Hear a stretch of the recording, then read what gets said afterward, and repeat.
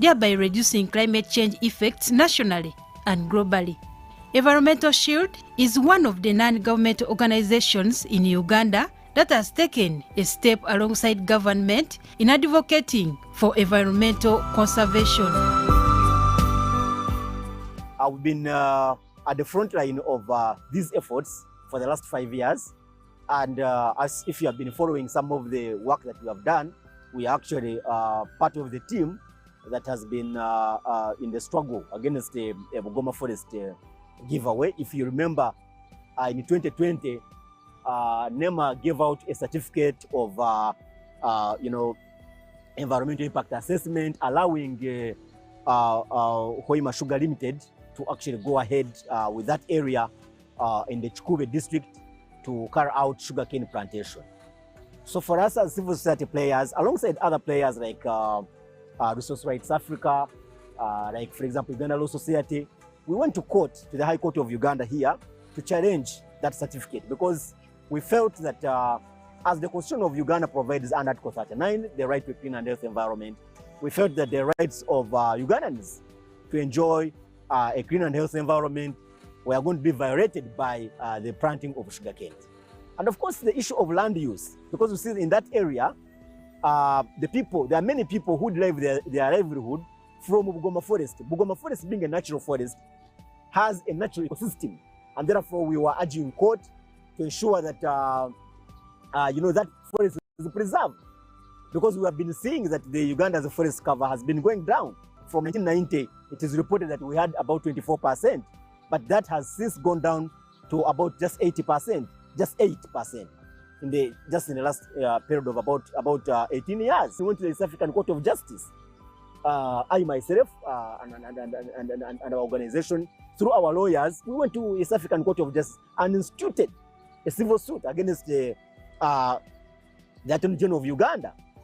And the reason why we also went to the East African Court of Justice is to see that, because we know that environmental matters are actually no longer just national matters, but they are regional and global issues. We're talking about issues of climate change. We're talking about increasing disasters.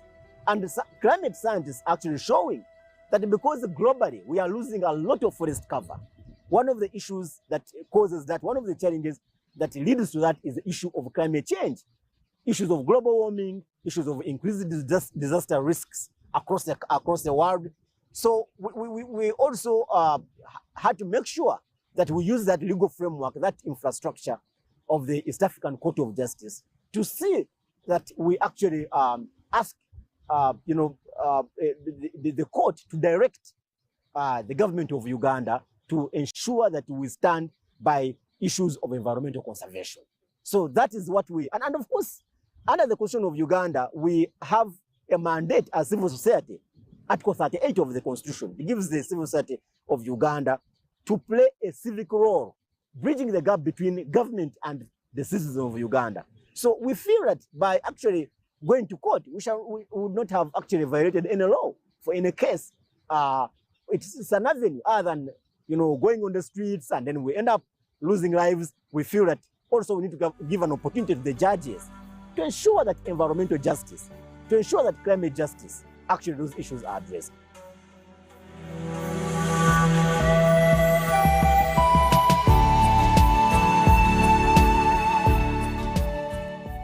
Some of us who have been at the front line of environmental conservation, we get increasingly worried, because for a long time we have been talking, we've been making noise, we've shouted, we've taken action. You remember in 2019 we even organized a climate strike here at the Constitutional Square, mobilized the Ugandans to actually speak out about some of these environmental issues. I must confess to you that when you see what is happening on the grassroots, in the local communities, in the especially our vulnerable people who are being affected by these increased climate change related disasters, you have a reason to get worried, because the state of the environment in Uganda and even elsewhere in the East African region and globally is increasingly worrying. Because the biggest problem we face is that the people who are even more vulnerable, actually they are the ones who are even affected most by these environment disasters, unfortunately. Yet what would have expected and even at the global stage, we are pushing for sustainable development, which is supposed to ensure that we mainstream the sustainable use of our environmental resources in a way that we as a generation, we can enjoy these resources, but the generation after us can also be able to enjoy these resources. And of course, even you know that the National Environment Act provides that every project in Uganda should ensure that they observe social and environmental impact assessment. So we would have expected that yes, there is development, which is really good and we support it, but also we should ensure that the environmental resources, issues of ecological restoration are mainstreamed. So we have seen increased deforestation, as I earlier on said. The natural forests have actually been cut down. The statistics are already showing from 24% to now just 8%. Of course, we are encouraging Ugandans to get involved in agroforestry, artificial plantation, people to get involved in a massive tree planting, because that's the only way how we are going to restore our forest cover. But also, as I said, the issue of wetland encroachment, especially here in the city centers like here in Kampala and other areas, where there is a lot of encroachment, both by the citizens, but also with by the business community, the private sector, the investors. You know, places like Namave here, or other places where the wetlands have been encroached on. So we get increasingly, worried as environmental activists and climate, activists, because one thing that Ugandans must appreciate is that the wetlands are very important because they are ecologically fragile. They are ecologically sensitive. That the moment you settle anywhere close to a wetland, then you tamper with its natural ecosystem. And in the long run, what happens is that once these disasters happen, that's why you see you've been seeing like here in Kampala, when it rains, water floods everywhere, because the wetlands are supposed to be the ones to actually capture this water and be able to hold it without it going into the houses of people. But that, because the wetlands have been encroached on, water has nowhere to pass, the drainage channels have been blocked. That's why we see increased flooding. But also, most importantly, you've been following the events, the most recent in Bududa, where there are these mudslides. The settlement pattern of Ugandans is still very, very challenging, to the extent that there is a tendency of Ugandans settling in what you can call environmentally dangerous areas, because the population has generally increased, and therefore there is a lot of pressure that we have exerted on the natural resources, on our environment. And you find that now, for example, like in the Elgon sub-region, people have a tendency of settling along the slopes. And once they exert that pressure on the mountain slopes, once it rains, remember this soil becomes loose and it simply gives way and it washes down our people. And we have lost lives. They are actually right now what you can call, environmental hotspots, where you can expect a disaster anytime. Forget about even the Katonga, the recent Katonga River that has washed down the bridge cutting Uganda into two. There are places, for example, River Nyamwamba, seasonally almost every year, is always bursting its banks. Our people in Kasese being killed. A place like Mpanga in Bundubujo and in Toroko, those areas, you saw people dying in Chigezi and the sub-region Kabale and Soro. So you see that almost the entire Uganda is at the verge of suffering from these environmental and climate change related disasters. So we get so much concern.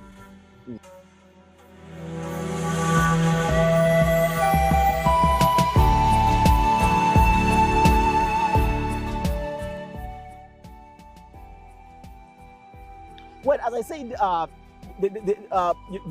are those where you find that you can be very sure that every year there was going to be a disaster, literally. But also, there are places which never used to, for example, flood. You saw recently in Rakai, there was a very massive flooding where many people's houses were washed down. Just recently, here, my own place here, I happened to come from Lyantonde. In Lyantonde, we got a very, very serious flooding. Those are places that never used to flood, because ordinarily that is supposed to be a cattle corridor. Usually so much dry, but you see it is also flooding. You saw Mbale recently, where the town was flooding, and many people lost lives. So there are places that we do not, usually expect floods and disasters to happen, but we see that there's that increase. And as I said, there seems to be a pattern, and that is because of the change in the land use. Even other places, in most of the places where you've been seeing, for example, increased hailstorms. A place like Busheni, Shema, all those places, they are so susceptible to increased hailstorms, where actually you find that you have a lot of rain, and people's banana plantations are washed down. Isinjiro district, you cannot have a day when Isinjiro district, we don't see a report that has come from that area that it has really suffered from, climate-related disasters. But of course, also most recently, a place like Mbarara River Rizi, because of increased dumping in the River Rizi, first of all, it is drying up, but also when it also rains, the river banks, because there's a lot of settlement and encroachment along the river banks, making them very weak. So you saw that increased reports of river Rizi also overflowing and actually also causing flooding in that area. So literally, I can name almost every area here in Kampala. A lot of flooding that happens almost every time it rains, and it washes down the cars and our people. And so it's really a very Uganda. I could declare that Uganda is now a climate disaster prone hotspot. Clearly, from the part of Africa to now, these disasters that are increasing every passing day, and we have a reason to get worried.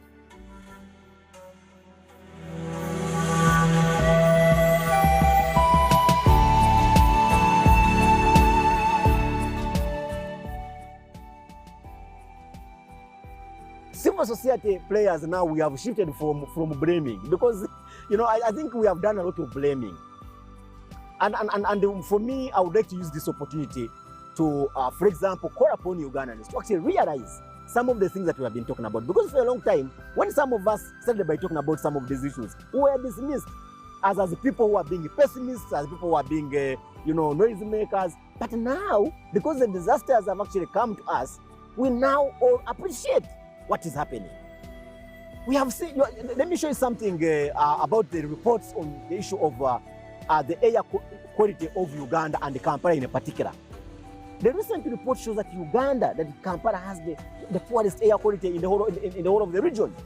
That is prone to disaster, and because you're talking about the air we breathe in. The issue of water pollution, because remember this area is within the Great Lakes region.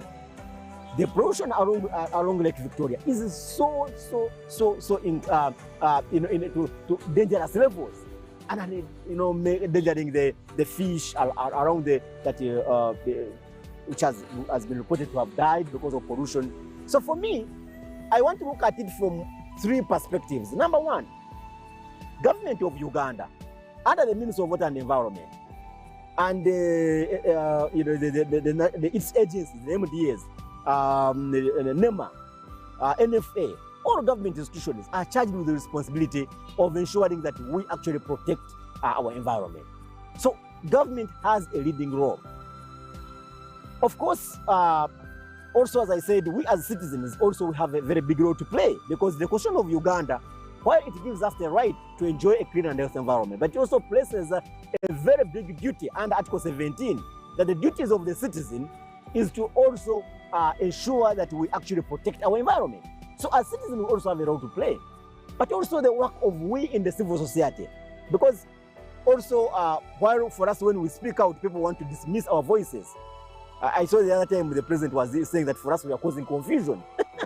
But well, of course, the president is entitled to his opinion. But I mean, we as civil society players, we also have a role to play to ensure that actually we come out when these issues happen, to speak out and also take action, as you have been seeing, going to courts of law and ensuring that we voice out. But also the role of private sector and the business community, because let me tell you something.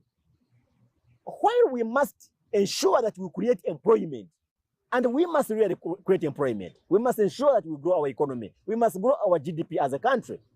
But the role says that we must ensure that we follow environmental standards, follow all the environmental safeguards in a way of engendering the issue of environmental sustainability. Because it doesn't help for us to actually set up industries, set up all these investments in the wetlands, and then when the disasters come, they simply wash them down, and then our country is turned into like a ghost. You saw the other day when there were floods in Mbari. There was a factory. There was a factory that was washed down. I later on heard that the factory was even asking for compensation. So I think that we have to ensure that we have responsible investments. We have to ensure that we push for an ecologically sensitive industrial policy. Green investment, world over, countries are shifting towards greening economies, where we have green innovations, you have creation of green jobs, so that we have the idea of sustainability. And that's what the entire sustainable development agenda is all about. So without really pointing fingers and blaming who has not done that, I think now that these issues are now on our doors, we all need to wake up as a country, but also as government, to prioritize. Because you see, government has put in place a very comprehensive legal and policy framework that is environmentally sensitive. But having a policy, an environmental policy is one thing, but also implementing is another. You saw Uganda was one of the countries to actually pass the National Climate Change Act into law. The president signed, the parliament passed it, the president signed it, but up to now it is not being implemented. Recently, the Minister of Water and Environment submitted what we call the National Determined Contributions, which are actually voluntary commitments for a country, as a country, on how we can reduce our emissions. In fact, actually, we have committed ourselves to ensure that we reduce our emissions by 24.7%. But for us to implement these NDCs, the National Determined Contributions, which is a creature of the Paris Agreement, and Uganda signed the Paris Agreement, we committed ourselves. For us to implement that, we must raise what we call the climate financing models, how we can be able to raise these funds to implement those interventions. So you see that we have a lot of work to do. And this will call, and that's why I'm personally happy with the media, that you have been playing a critical role, a proactive role, giving us spaces to see that we voice out these areas of intervention. Because where in most cases, we look at climate change from a negative side, we look at the disasters it has caused, but there are also opportunities. We have an opportunity as a country to join the rest of the global community to see how we can tap some of the opportunities that are coming with increased climate change. For example, as I said, in the Climate Change Act, there has been an introduction of carbon trade, carbon harvesting, and carbon markets, which some of us as activists, we actually support. That Ugandans have an opportunity that if you have your 5, 10, 20, 100 acres of land, you can actually plant your trees, and the government will come and measure how much carbon you are able to capture, to absorb, and then government will actually pay you for that. So you are able to actually have your forest.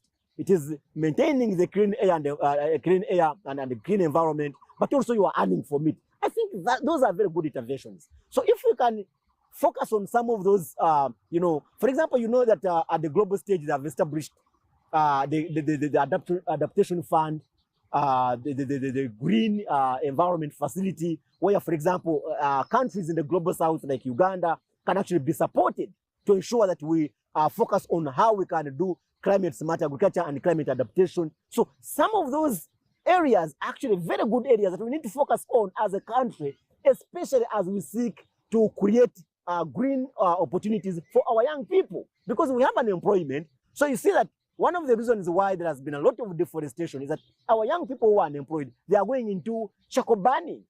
Charcoal burning alone and using of firewood contributes about 75% of the deforestation in this country. And because our young people are not employed, they end up in those areas. And because many of our people are poor, because we have been also telling them, don't use firewood, don't use charcoal, but what should they use? So we must also ensure that how do we put in place alternative sources of energy which are affordable, For example, like reducing on the cost of electricity so that our people are able to use low-cost electricity, but also removing the taxes on renewable energy sources like solar. We want to see in the budget of 2023-2024, government mainstreaming renewable energy resources so that our people are able to access them and they are affordable.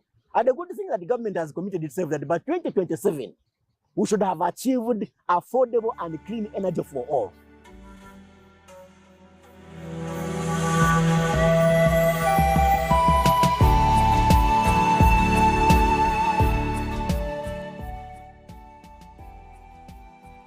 Well, it is possible.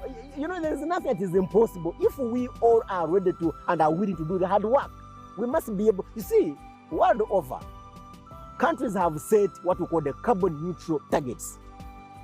We have, as a world, as a global village, we are trying to see how we can engender renewable energy transition, how we can reduce our carbon footprints, how we can ensure that we reduce these emissions, because issues of global warming are becoming quite eminent. You know that as a global community, our target is that we maintain 1.5 degrees Celsius global temperatures, which is a pre-industrial temperature target. So for us to achieve that, we must first of all, as a country, commit ourselves. First of all, from the citizen-led approach, the local communities, and then we also put pressure on the government to ensure that we mainstream these areas. So it is possible. Of course, it is a difficult task, but it is possible if we are willing to actually prioritize some of these areas. And the good thing is that Uganda, we are endowed, because when you look at, for example, hydroelectric power, which could be, I think, about 1,500 megawatts of electricity. And Ugandans only just about 19% actually are using electricity in their homes. So we think that if we can reduce the cost of electricity, and the good thing now, government is setting up some dams like Karuma and other dams. So we think that if we can increase electricity generation, then many Ugandans can be able to access this electricity at an affordable fee, and then we can be able to achieve that target that we are setting as a country. Yes.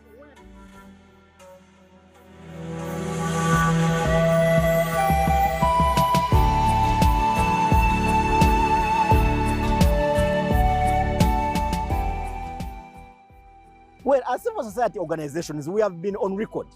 We have really spoken out. And I want to thank my colleagues, you know, at the Environment Shield, but also other civil society players that we have been speaking out quite consistently, especially pointing out the gaps. Number one, as I already said, the legal and policy framework is already comprehensive. Actually, I think that we have some of the best, environmental policies in the region, if not globally. But the gap has been on the implementation, because we pass these, resolutions and policies, but when it comes to the time of implementation, there seems to be, and I don't know why it is like that, there seems to be laxity on the part of government, especially coming out very strongly on the people who are violating some of these, laws and policies.